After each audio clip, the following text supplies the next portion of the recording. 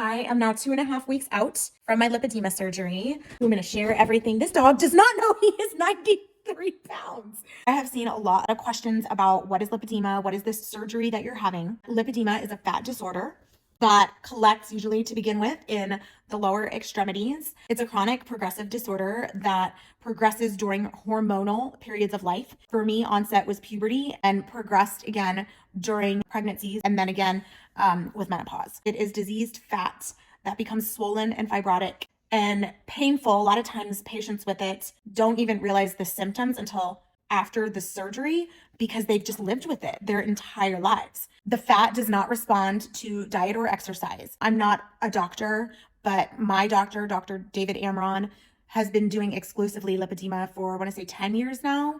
And the procedure essentially is water-assisted liposuction. I would not recommend going to some plastic surgeon that does liposuction that hasn't really been doing lipedema procedures because you can really mess yourself up even more. There are conservative treatments that can help slow the progression, but once you're into stage 2, surgery is really the only way you're going to see meaningful change. I see a lot of questions about, can that diseased fat come back after surgery? And it can. The way that I'm looking at it is that I am resetting the disease to its infancy stage, and I will never be worse off than I am now, should it start to come back. 1 in 10 women are thought to have this, and some men can have it as well. Men can carry the gene, but it doesn't necessarily express itself, like you don't see the symptoms, but they can pass it down. It's oftentimes hereditary, but it doesn't have to be.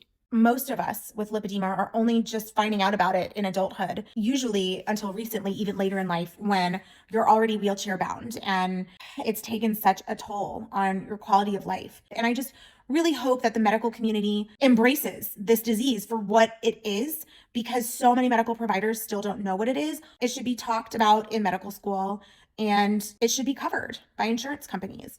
And they're starting to, but oftentimes you've got to jump through hoops, and it's not easy. If we can start to reach pediatricians and parents to be able to recognize this in their young adolescent daughters so that they don't have to live their lives like feeling like their body is something to be ashamed of or their fault, it just means the world to me. I've worked for the last 4 years really, really hard on loving and accepting this body that I'm in right now. And I know that the surgery is what I need to do now to take care of my body, but I am going through like a mourning period right now, like I know I'm still me. I'm still the same person, smaller or larger, but I feel like I don't know, it's so hard to explain. And I've talked about the inner conflict. It's very hard. And I think a lot of people that have lipedema go through it. And I'm grateful that I have Dr. Amron, who is so willing to learn about the psychology and body image issues and eating disorders and all of the things that have come along with having this disease. I'm grateful to have you guys on my journey. And I know so many of you support me. I know a lot of you don't understand it, and that's fine. And everyone can have their own opinions, but I will continue to share because I know that it's helping somebody. And yeah, 2.5 weeks.